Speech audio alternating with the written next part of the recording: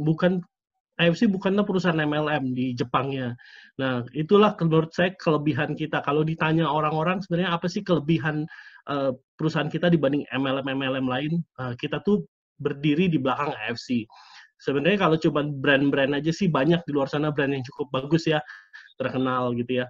Cuman, MLM kadang-kadang produknya kalau apalagi yang lokal itu kalau kita lihat kadang-kadang suka itu-itu aja gitu ya. Jadi kompetitif mereka saya nggak pernah bilang produk dari MLM lokal itu jelek.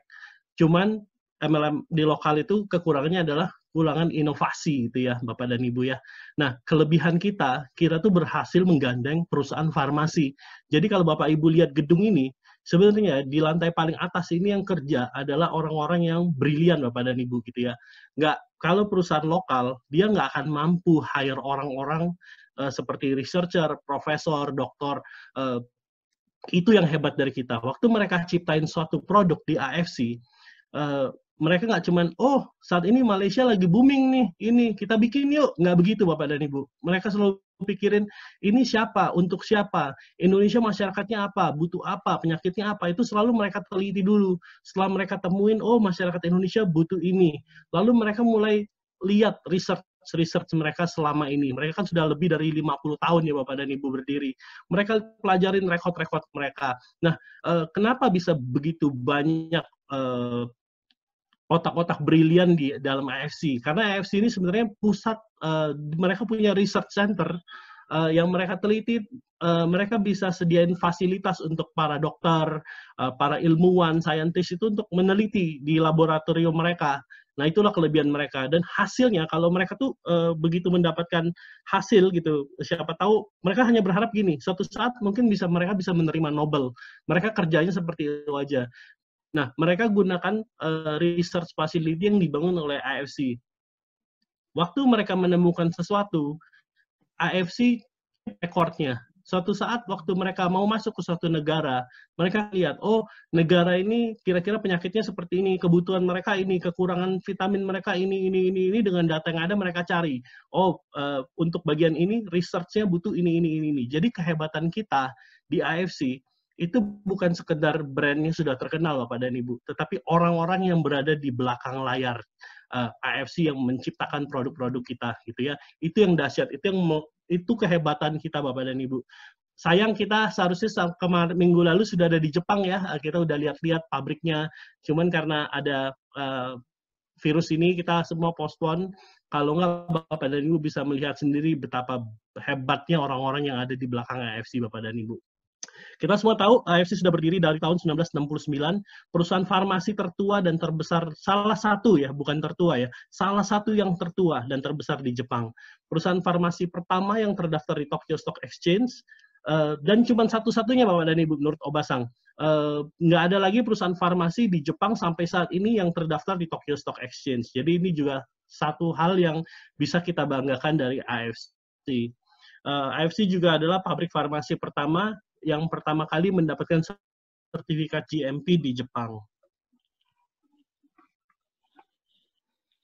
Oke, ini ada video dikit. Oh, ini video grand launching kita kemarin ya. Di sini kita 1.010 orang, kita mendapatkan rekor muri ya di sini ya, Bapak dan Ibu. Oke, next. Oke. Ini visi dan misi kita. Visi kita adalah menjadi perusahaan direct selling terbesar dan terpercaya di Indonesia dengan menyediakan produk inovasi terbaik dan teruji dengan sistem bonus terbaik. Misi kita yang paling penting adalah menjadi wadah transformasi yang berintegritas dengan potensi yang tak terbatas. Kalau Bapak dan Ibu lihat di sebelah kiri, ini pabrik semua ada di kota namanya Shizuoka. Ini satu pabrik yang kita taruh gambar Gunung Fuji ini beneran Bapak dan Ibu. Kalau Bapak dan Ibu berdiri di salah satu kantor, Bapak dan Ibu akan melihat Gunung Fuji di belakang kantornya. Ini semua dalam satu kota Shizuoka, beberapa tuh walking distance. Jadi semua adalah pusat-pusatnya ya. Kalau Bapak dan Ibu bingung, kok ada logo AMS sih? Ini apa? AMS itu adalah Asayama Miso Oshikin. Itu adalah Food King. Jadi waktu Mr. Asayama ini mendirikan perusahaan pertama kali 50 tahun yang lalu, dia bikin 2 divisi. Satu AFC, ini untuk suplemen, yang kedua adalah AMS. AMS ini divisi makanan, Bapak dan Ibu. Makanan seperti apa sih? Karena di Jepang ini kan dulu, bukan dulu sih, sampai sekarang masih suka terkena gempa bumi, bencana alam. Mereka siapkan makanan-makanan yang kalau sampai ada gempa bumi, mereka tinggal kasih air, lalu makanan itu sudah cukup gizinya. Ya kayak kalau kita di Indonesia mungkin Indomie kali ya. Cuman ini sudah banyak gizinya gitu. Jadi nggak usah khawatir kekurangan gizi dan lain-lain gitu. Jadi ada 2 brand yang mereka selalu tonjolkan, AFC. Ini kalau yang paling atas gedungnya, yang ini itu bagian luar. Yang ini bagian dalam. Mereka selalu pasang 2 logo ini. Satu adalah makanan, satu adalah suplemen, Bapak dan Ibu gitu ya. Dan AFC adalah untuk suplemen. Dan brand kita sudah berumur lebih dari 50 tahun. Dan pabrik yang di bawah ini adalah Hanamai. Hanamai ini adalah kolagen, Bapak dan Ibu biasanya. Mereka ciptain kolagen. Kalau di dunia, kolagen itu mau segimana dibikin, itu ada bau amis.